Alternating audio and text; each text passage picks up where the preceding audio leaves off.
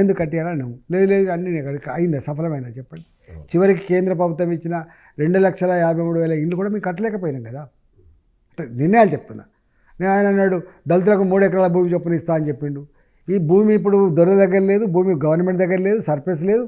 భూములన్నీ కూడా మామూలు రైతుల దగ్గరికి వెళ్ళిపోయినాయి. ఇక మా కురుమల దగ్గర, గొల్లల దగ్గర, తెనుగోళ్ళ దగ్గర, గౌళ్ళ దగ్గర, కాపోళ్ళ దగ్గర భూములన్నీ కూడా ఉన్నాయి.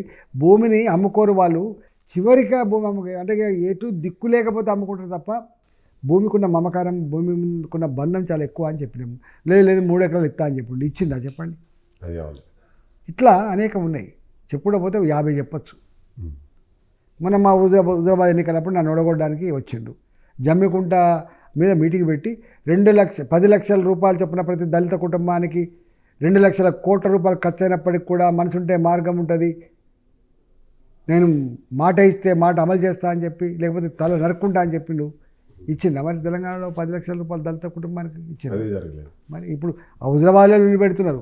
హుజరాబాద్లో ఉన్న వాళ్ళకు కూడా పూర్తి స్థాయిలో ఇవ్వలే. ఫస్ట్ టైము కొంచెం ఇచ్చిండు. సెకండ్ టైం గెలిపిస్తేనే మొత్తం ఇస్తా అని చెప్పి సెకండ్ టైం గెలిపించిండు. సెకండ్ టైం గెలిపిగానే ఇలా ఈ కొత్త ప్రభుత్వం వచ్చింది, ఆయనతో గంగల పోయింది. అది కూడా పోయింది.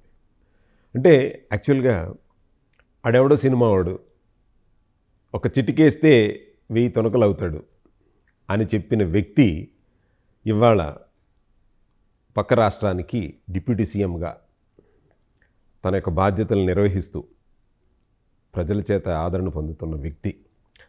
అలాంటి పవన్ కళ్యాణ్ గారి గురించి మీ మాటల్లో. అంటే నాకు ఆయన సినిమా గురించి ఎక్కువ తెలియదు.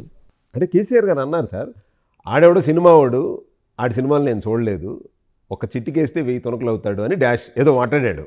అటువంటి వ్యక్తి ఈరోజు పక్క రాష్ట్రంలో సినిమా రంగంలో స్టార్స్ ఉంటారు, క్రికెట్ రంగంలో స్టార్స్ ఉంటారు, పాటల రంగంలో స్టార్స్ ఉంటారు, కవిత్వంలో స్టార్స్ ఉంటారు, పొలిటికల్ లీడర్లో స్టార్స్ ఉంటారు. ఎవరికి ఉండే ఇమేజ్ వాళ్ళకు ఉంటుంది. ఇలా సినిమా రోడ్డు అని చెప్పి ఇట్లా ఒక చిటికెత్తే 1000 ముక్కలు అయితే అనే భావన ఎంత అహంకారాన్ని నిదర్శనం అండి. అంటే మాట్లాడచ్చా? తప్పు.